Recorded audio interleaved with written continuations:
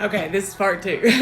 I got sidetracked on what I was telling you. I was telling you a story about I asked God to tell me to show me something, to take me to something, because I was felt like I was just dropped here, just dropped in this body.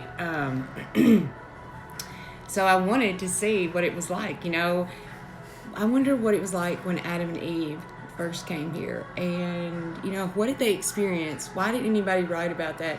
And then God took me to some books, the lost books of Adam and Eve, book 1 and book 2, and I read them. And did you know that Adam and Eve died like 10 to 12 times, that Jesus had to come and save them? That they got they didn't know what they were doing. And I was like, oh, I'm so proud of myself. I didn't die anymore.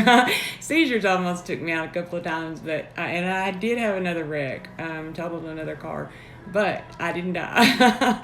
I didn't die. It's not that the enemy didn't try, but I didn't. So you're here for a reason. Don't ever doubt that. But I asked him to show me something in the natural, what it would be like for people to just be dropped on earth.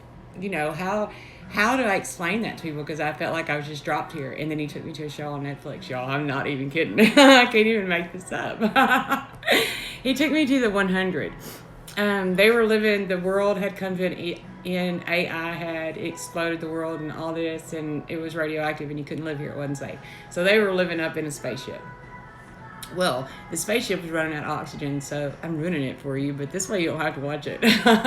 But it's a series, and it's good, and I can't give it all. I can't do it justice this short time. But anyway, they sent 100 deviants of these kids and the ones that they had in jail down to Earth instead of floating them, because they would float people. If you committed a crime, they just shot you out the hatch.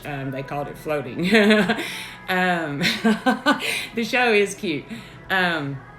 But they were dropped here on Earth, and there were actually other people here that had survived. So they didn't know anything, and they learned survival skills from books, And I was like, because I had my intelligence. I mean, I was very intelligent.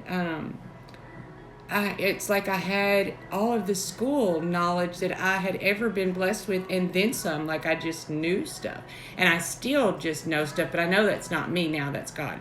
And that's God in you, and you know things that you don't know. That's not you.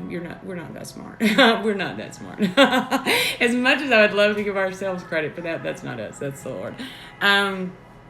But anyway, I'm living proof that severe traumatic brain injury can be healed with the Word of God. The Word of God is Christ, and Jesus Christ heals. He still heals to this day, and I'm proof. I love you. Have a great day, and watch the 100.